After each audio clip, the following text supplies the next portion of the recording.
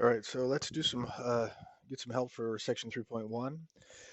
Now these three problems here are actually should be fairly straightforward as far as taking a derivative is concerned, as long as you do a little bit of algebra first. I'm not going to help you much with the derivative.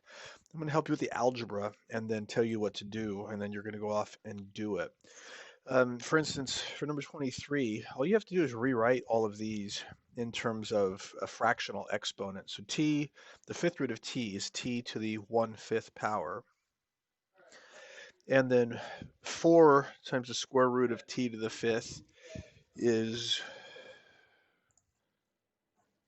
29 comes up next on the list. This is to find equations of the tangent line and normal line to the curve at the given point. It's funny. A lot of you ask for help because you've never heard what a normal line is, and it would be much faster if you just went and looked it up. It's in the book. It's even you can Google it, and it's a simple concept. So you guys got to start learning to be a little bit more self-sufficient if this is why you asked for help on this one. But a normal line is just a line that's perpendicular to the tangent line at the point of tangency. And if you remember that lines are perpendicular, lines that are perpendicular have slopes that are opposite reciprocals of each other, it becomes a fairly straightforward problem. So you have y is equal to, I already forgot it, x to the 4th plus 2e to the x. You have the point of tangency, that's 0, 2. So that's also the point at which the normal line is going to hit the curve. And so I'm not even going to do the work for you. You're going to take the derivative to get an expression that you can use to calculate the slope. You'll plug in 0, and that'll give you the slope of the tangent line. Then you'll take the opposite reciprocal. Opposite means you change the sign of it, and then take the reciprocal, flip the fraction over.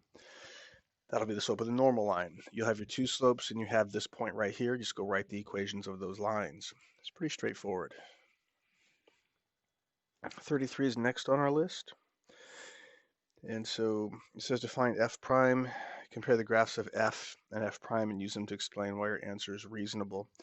Go to Desmos, type in the function, take its derivative, type that in, and then go discuss why it's reasonable. I really don't know why anybody's asking me for help on this one.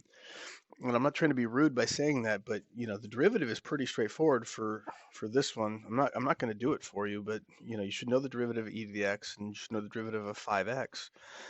And then there's a little graphing icon right here next to the problem. Go to Desmos, type in f of x, type in the derivative you found, and then explain why they're reasonable. We did a lot of work in chapter 2 relating the graphs of a function and its derivative, or even a function and its antiderivative. And you should be able to justify why it makes sense that one is the derivative of the other, or the antiderivative of the other. 45 is the next one on the list. And for that one, it says the equation of motion of a particle is given by s, which is t cubed minus 3t, where s is in meters, t is in seconds. And then they want us to do some things. I think a lot of you really need to take some time and think through the notes that I give you, because these problems aren't as hard as you're making them seem. I don't know where the confusion is for some of these things, because I've taught you the principles, and if you're always asking for help on things where I've taught you the principles, you're gonna struggle as things get more challenging, and they will get more challenging. So you got to start becoming, like I said a moment ago, a little bit more independent. If you have the position function, that's what s is. Okay, you need the velocity function, then that's just taking the first derivative.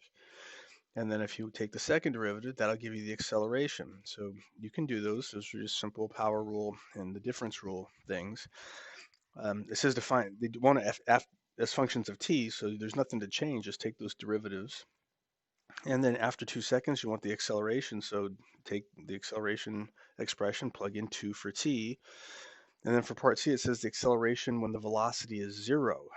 So for that part here, take the velocity, whatever you got, set it equal to 0, solve for t. And then take that and plug it into the acceleration function. Whoops, I don't know what I pressed. But again, you're going to take the velocity function, set it equal to 0, solve for t, and plug that into the acceleration function. And that's it.